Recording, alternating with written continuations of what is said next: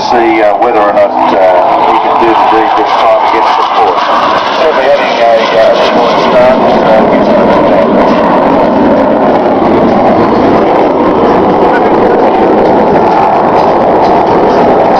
He does have to turn around. The Porsche's got the advantage of those big brakes. It's big enough to stop a locomotive out there. Yeah, so the race is not over. We've made it down to the end, but now we've got to come around and turn back. So I think it's pretty neck and neck.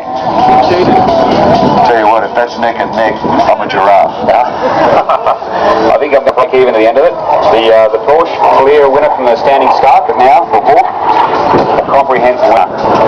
And there's a comprehensive winner inside that Porsche right now. He won that auction with the Make-A-Wish Foundation.